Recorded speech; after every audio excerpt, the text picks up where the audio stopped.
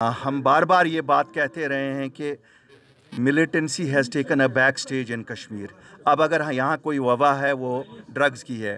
Drugs के लिए हम सबको मेहनत करनी है। जैसे आपने देखा अपनी पार्टी ने शुरू किया है, हमने no to drugs yes to sports मुहिम की है। इसी तरह इसमें एक इम्पॉर्टेंट रोल है मज़हबी जमातों का। मैंने पहले भी दरख्वास्त की है वक्त की एडमिनिस्ट्रेशन से। हमारे मौलवी उमर फ़ारूक साहब हैं, हमारे मौलाना दाऊदी साहब हैं, हमारे मुश्ताक वीरी साहब हैं, हमारे जमात इस्लामी ऐसा जमात इस्लामी को पॉलिटिकल एक्टिविटी पे अगर एतराज़ कोई है, अब तो मुझे नहीं लगता है उनकी कोई ऐसी एक्टिविटी है जो मुल्क के मफाद में नहीं है।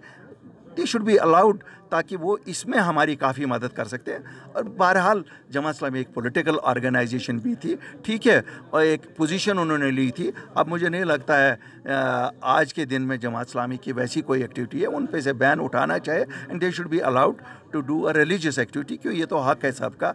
और जैसे आपने कहा कैदियों की रिहाई, हमारी तो कोशिश बदस्तूर जारी है। जो 8 मार्च 2020 को हमने शुरू की थी, उस वक़्त भी सबसे इम्पॉर्टेंट मुद्दा था जो लोग बाहर के जेलों में बंद थे।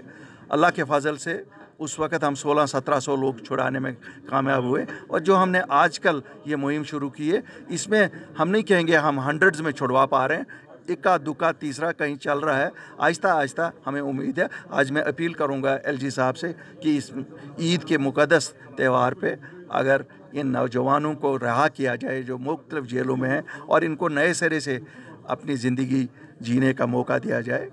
हम जो सीनियर सोसाइटी में हैं, उनके गाँवों में जो हेड्स हैं, रिलीजियस हेड्स हैं या विलेज हेड्स हैं या उनके माँ बाप हैं, सब जिम्मेवार रहेंगे, क्योंकि इस माशरे में अब रिकन्सिलेशन की ज़रूरत है।